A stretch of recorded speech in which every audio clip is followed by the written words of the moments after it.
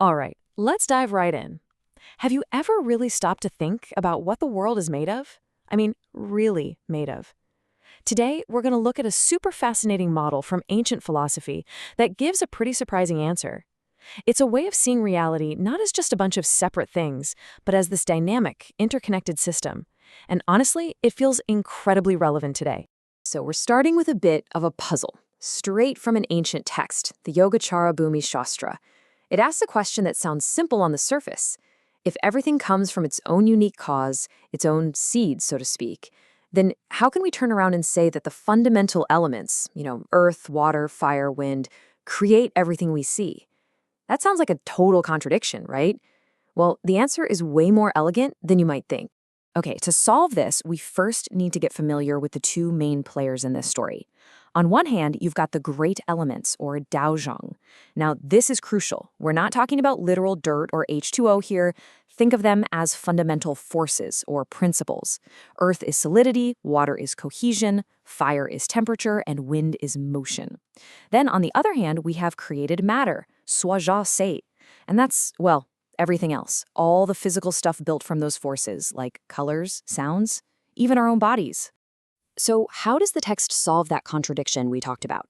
It reveals that the elements don't just create matter, like a baker makes bread. No, it's a much deeper five-part relationship. It's not a single action, but this continuous, layered interaction. And it's all described by these five functions. Let's walk through them one by one. First up is the function to generate. The best way to think about this is that the great elements are like the vanguard, the advanced team. These basic forces, solidity, cohesion, temperature, motion, they have to show up on the scene first.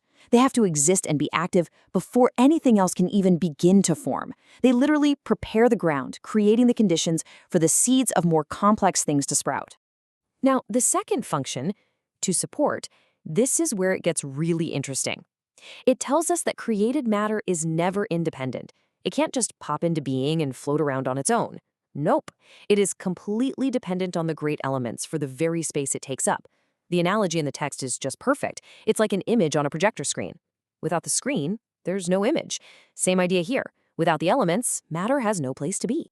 And that leads us perfectly into the third function, to establish. This quote really says it all.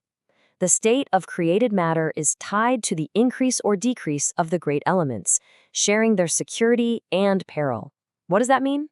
It means they're in it together. If the underlying elemental forces are stable and balanced, the matter they make up is stable and secure. But if those forces are chaotic, the matter itself is in danger. They share the exact same fate. Building on that, we get to the fourth function, to maintain. See, the elements aren't just a passive stage for things to happen on. They are an active, constant, sustaining force. They provide this grip that holds matter together and keeps it from just falling apart. It's not a one-time thing. It's a continuous act of maintenance, 24/7, that preserves the form of everything.